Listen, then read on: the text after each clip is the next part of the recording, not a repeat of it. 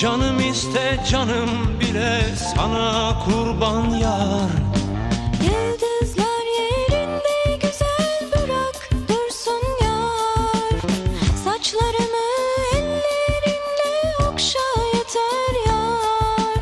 Gönlüm senden bir şey ister, nasıl desem yar.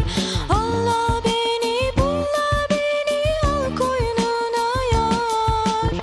Rüzgar olup ince beline sarılayım yar. Çimen olup ayağına serileyim yar. Sürme olup gözlerine sürüleyim yar. Canım iste canım bile sana kurban yar. Allah beni pulla beni al koynuna yar. Gözüm senden